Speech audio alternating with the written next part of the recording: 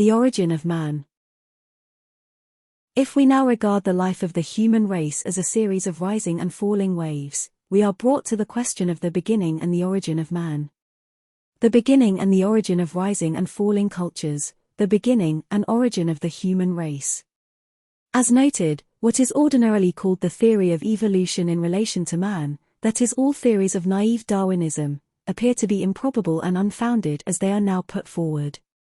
Still less real are various sociological theories, that is, attempts to explain certain individual qualities and traits in a man by the influence of his surroundings or by the demands of the society in the midst of which he lives.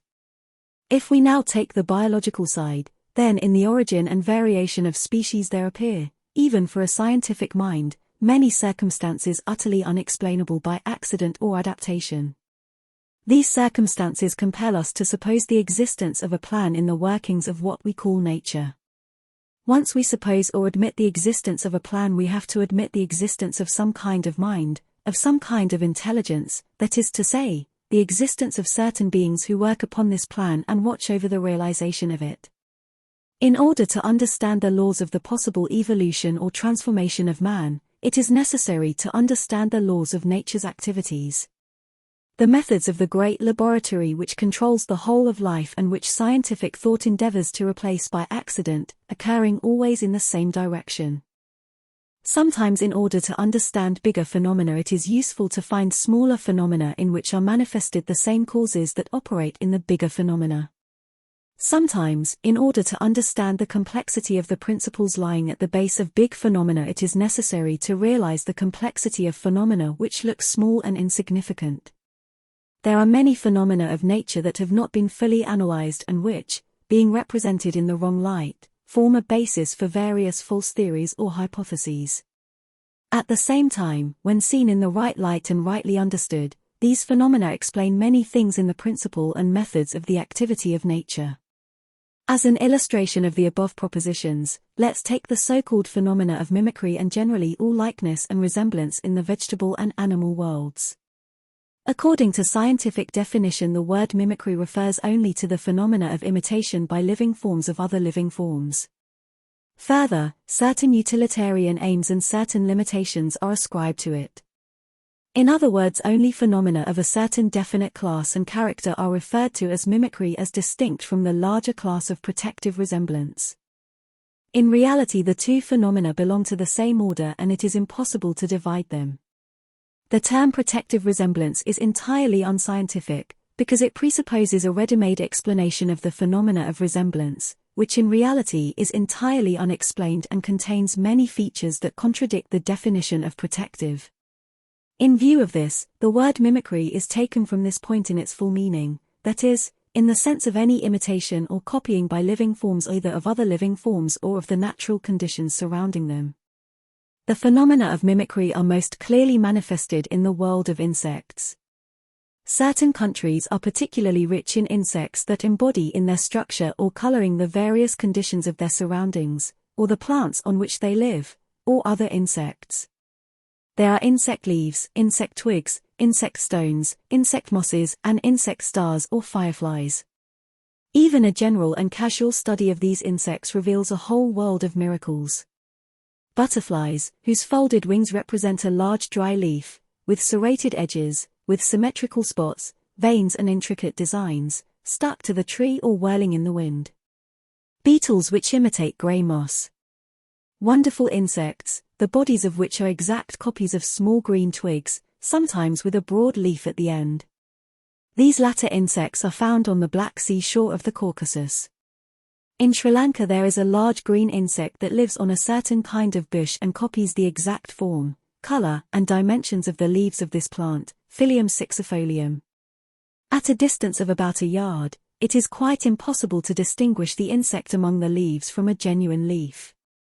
The leaves are almost round in shape, 1.5 inches or 2 inches in diameter, with a pointed end, fairly thick with veins and serrated edges and with a red peduncle below. Precisely the same veins and serrations are faithfully reproduced on the upper part of the insect. Underneath, where the peduncle begins on the real leaf, is a small red body with thin legs and a head with feelers. It is quite invisible from above. The leaf covers it and protects it from curious eyes. Mimicry was for a long time scientifically explained as the result of the survival of the fittest, which possess better protective appliance.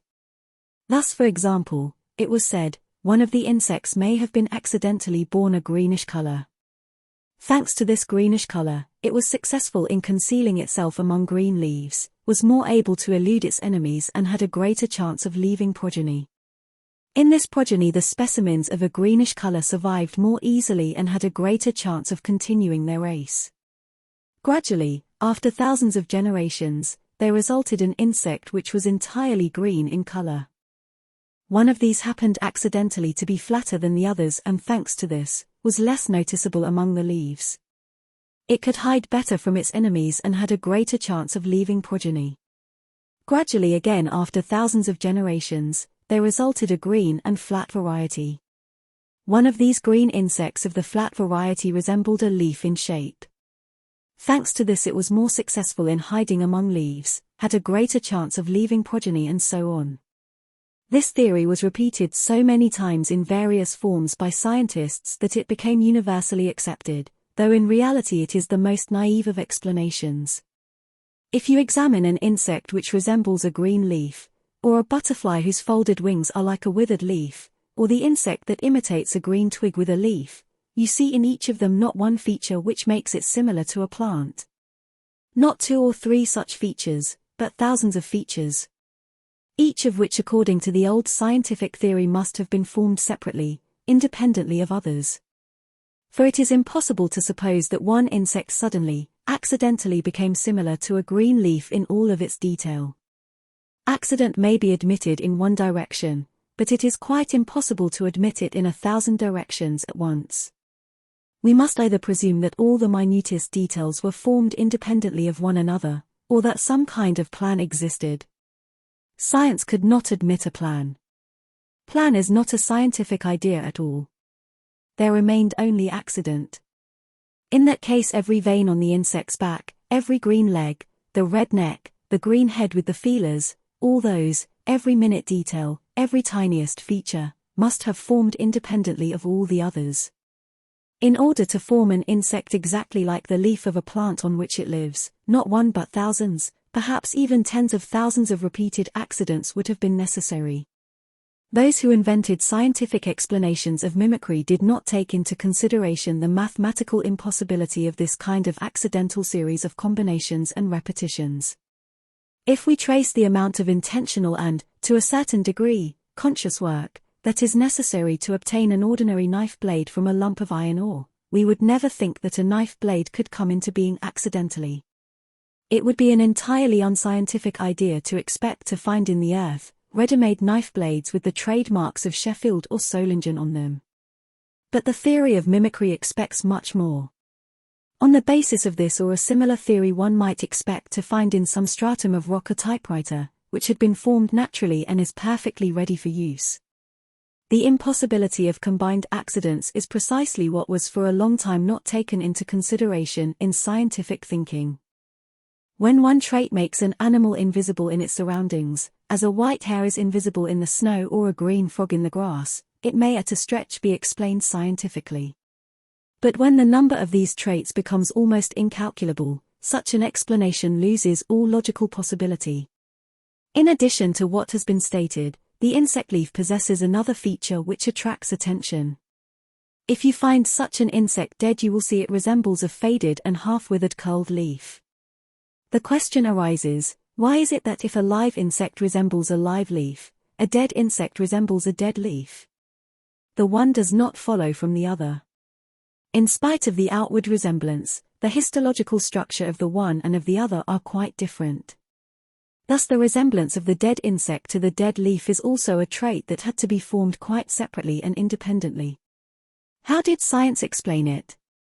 What was it able to say? That at first one dead insect slightly resembled a faded leaf. Owing to this, it had a greater chance of concealing itself from its enemies, or begetting more numerous progeny, and so on.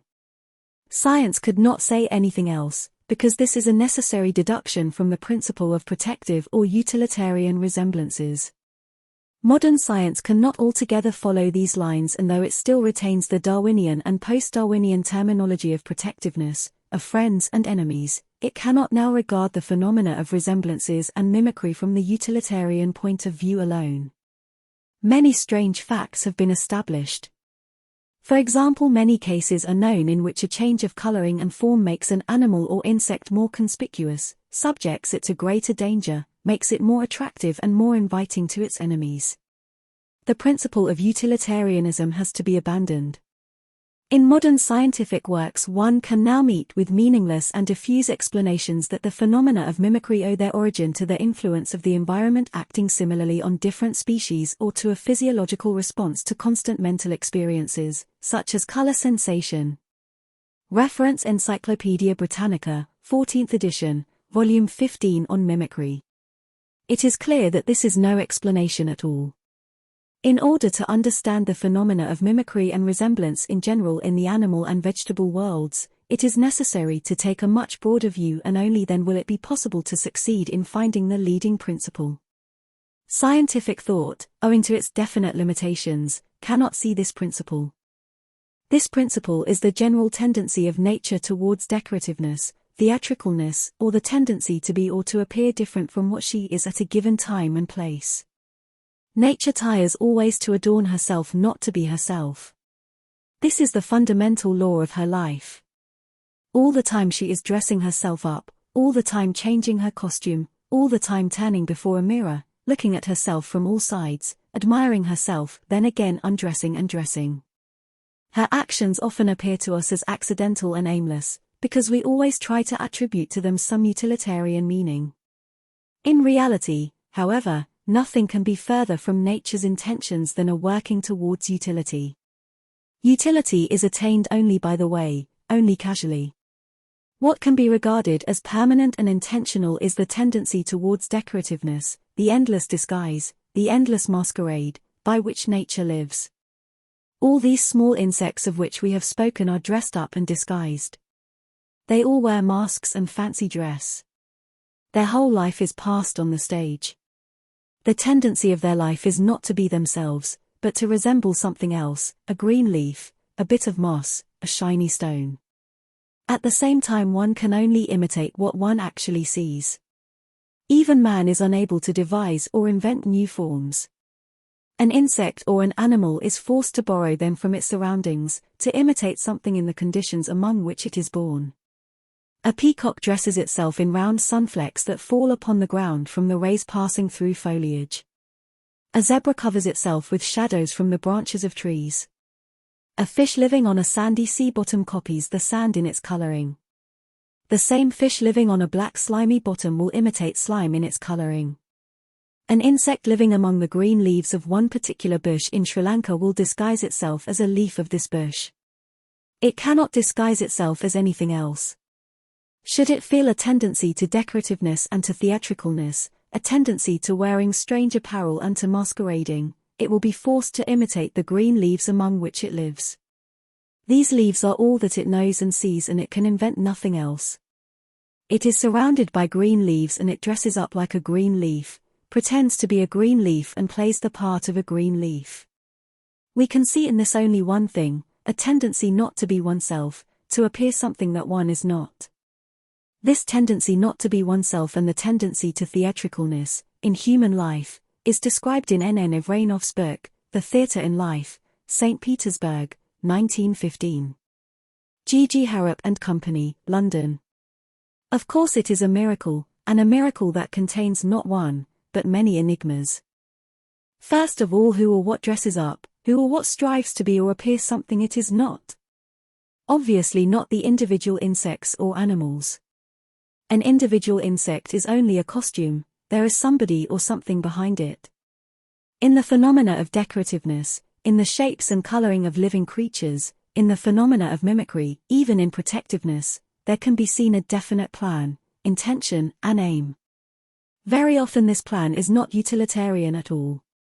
On the contrary, the disguise often contains much that is dangerous, unnecessary, and inexpedient. What then can it be? It is fashion, fashion in nature. Now what is fashion in the human world? Who creates it? Who governs it? What are its leading principles, and in what lies the secret of its being imperative? It contains an element of decorativeness, though this is often wrongly understood. An element of protectiveness, an element of emphasizing of secondary traits, an element of desire not to appear or not to be what one is, and also an element of imitating what most strikes the imagination. Why was it that in the 19th century, with the beginning of the reign of machines, cultured Europeans with their top hats, black trousers, and black frock coats, were transformed into stylized smoke funnels? What was it? Perhaps protective resemblance. Mimicry is a manifestation of this same fashion in the animal world. All imitation, all copying, all concealment is fashion. Frogs that are green among greenery, yellow in the sand, almost black on black earth, this is not merely protectiveness. We can trace here an element of what is done, what is respectable, what everybody does. In the sand, a green frog would attract too much attention, would stand out too much, and would be a blot. Evidently, for some reason, this is not permitted and is considered contrary to the good taste of nature. The phenomena of mimicry establishes two principles for understanding the workings of nature: the principle of the existence of a plan in everything that nature does, and the absence of a similar utilitarianism in this plan. This brings us to the question of methods, to the question of how it is done. This question in its turn immediately leads to another: how is not only this, but everything in general done? Scientific thought is forced to admit the possibility of strange jumps in the formation of new biological types. The quiet and well-balanced theory of the origin of species in the good old days was long ago abandoned, and there is now no possibility of defending it. Jumps are evident and overthrow the entire theory. According to biological theories that became classical in the second half of the 19th century, acquired traits became permanent only after accidental repetition in many generations. In actual fact, however, new traits are often transmitted at once, and in an intensified degree. This fact alone destroys the whole of the old system and obliges us to presume the existence of some kind of powers which direct the appearance and the establishment of new traits. From this point of view, it is possible to suppose that what are called the animal and vegetable kingdoms are the result of complicated work done by a great laboratory. In looking at the vegetable and animal worlds, we may think that in some immense and incomprehensible laboratory of nature, there are produced one after another a series of experiments. The result of each experiment is put into a separate glass tube, sealed and labeled, and so enters our world. We see it as, say, fly.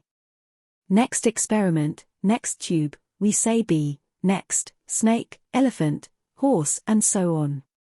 All these are experiments of the great laboratory, and last of all comes the most difficult and most complicated experiment, man. In the beginning we see no order and no aim in these experiments. Certain experiments like noxious insects or poisonous snakes appear to us a malicious joke of nature at the expense of man. But generally we begin to see a system and a definite direction in the works of the great laboratory. We begin to understand that the laboratory experiments only with man.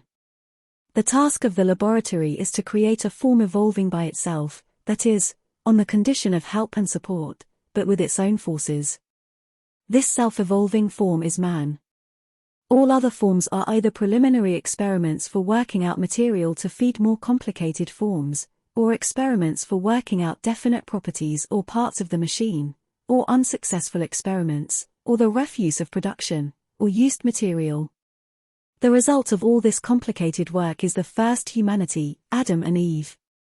The laboratory began to work long before the appearance of man. A multitude of forms was created, each of them for perfecting one or another trait, one or another appliance. Each of these forms, in order to contain life, should have included in itself and expressed in itself some of the fundamental cosmic laws and should have appeared as their symbols or hieroglyphs. Owing to this, the once created forms did not disappear after having served their purpose, but continued to live as long as favorable conditions lasted, or so long as they were not destroyed by similar, but more perfect forms. Their experiments, so to speak, ran away from the laboratory and began to live by themselves. Later on, the theory of evolution was invented for them, and nature, of course, had in view no evolution for these experiments that ran away. Sometimes in creating these experimental forms, nature employed material that had been already used up in man, which was useless for him and which was incapable of transforming in him. In this way all the work of the great laboratory had in view one aim, the creation of man. Out of the preliminary experiments and the refuse of the production, there were formed animals. Animals that are our ancestors according to Darwin are in reality not our ancestors, but very often as much the descendants of long-vanished human races as we are. We are their descendants, and animals are also their descendants. In us are embodied their properties of one kind, in animals are embodied their properties of another kind. Animals are our cousins. The difference between us and animals is that we, successfully or unsuccessfully, adapt ourselves to the changing conditions, or in any case have the faculty of adaptation. Animals, however, have stopped at some one particular trait, one property which they express, and they go no further. If conditions change, animals die out. They are incapable of adapting themselves. In them are embodied properties that cannot change. Animals are the embodiment of those human properties which became useless and impossible in man. This is why animals so often seem to be caricatures of men. The whole of the animal world is a continuous caricature of human life. There is much in men that has to be cast away before they can become real men. People are afraid of this because they do not know what they will have left. Perhaps something will remain, but very little. Would anybody have the courage to make such an experiment? Perhaps some people will dare. But where are they? The properties that are destined sooner or later for the zoological garden still govern our life, and people are afraid to give them up even in their thoughts because they feel that if they lose them there will be nothing left. The worst of it is that in the majority of cases they are perfectly right. But let's go back to the first moment when the first man, Adam and Eve, were issued from the laboratory and appeared on Earth. The first humanity could not begin any culture. There was as yet no inner circle to help them, to guide their first steps. Man had to receive help from the powers that created him. These powers had to play the part filled afterwards by the inner circle. Culture began, and as the first man had not yet the habit of mistakes, nor the practice of misdeeds, nor the memory of barbarism, the culture developed with extraordinary speed. Furthermore, this culture did not develop negative sides, but only positive sides. Man was living in full unity with nature. He saw the inner properties in all things, in all beings. He understood these properties and he gave names to all things according to their properties. Animals obeyed him. He was in constant converse with the higher powers that had created him. Man rose to great heights and rose with great rapidity because he made no mistakes in his ascent. But this incapacity to make mistakes and the absence of the practice of mistakes, while on the one hand hastening his progress, on the other hand exposed him to greater danger because it carried with it the incapacity to avoid the results of mistakes, which nevertheless remained possible. Eventually man did make a mistake, and he made this mistake when he had already risen to a great height. This mistake consisted of his beginning to regard himself as being still higher than he actually was. He thought that he already knew what was good and what was evil. He thought that by himself he could guide and direct his life without help from the outside. This mistake might possibly not have been so great, its results might have been corrected or altered, if man had known how to deal with the results of his mistakes. But having had no experience of the mistakes, he did not know how to combat the results of his mistakes. The mistake began to grow, began to assume gigantic proportions, until it began to manifest itself in all sides of man's life. Man began to fall. The wave went down. Man rapidly descended to the level from which he started, plus he acquired sin. After a more or less long stationary period, the arduous ascent with the help of higher powers began again. The only difference was that this time man had the capacity for making mistakes, he had a sin. The second wave of culture began with fratricide, with the crime of Cain, which was placed as the cornerstone of the new culture. But apart from the karma of sin, man had acquired a certain experience through his former mistakes, and when therefore the moment for the fatal mistake recurred, it was not the whole of humanity which made it. There happened to be a certain number of people who did not commit the crime of Cain, who did not associate with it in any way or profit by it in any respect. From that moment the paths of humanity diverged. Those who made the mistake began to fall until they again reached the lowest level. But the moment they began to need help, those who did not fall, that is, those who did not make the mistake, were now able to give help. Such, in short, is the scheme of the earliest cultures. The myth of Adam and Eve is the history of the first culture. Life in the Garden of Eden was the form of civilization that was reached by the first culture. The fall of man was the result of his attempts to rid himself of the higher powers who guided his evolution and start a life on his own, relying only on his own judgment. Every culture commits this fundamental mistake in its own way. Every new culture develops some new features, arrives at new results and then loses all. But everything that is really valuable is preserved by those who do not make mistakes, and it serves as material for the beginning of the succeeding culture. In the first culture man had no experience of mistakes. His rise was very rapid, but it was not sufficiently complex, nor sufficiently varied. Man did not develop in himself all the possibilities that were in him, because many things were attained by him too easily. But after a series of falls, with all his luggage and errors and crimes, man had to develop other possibilities inherent in him in order to counterbalance the results of those errors. Further on, it will be shown that the development of all possibilities inherent in each point of creation forms the object of the progress of the universe. The life of mankind must be studied in connection with this principle.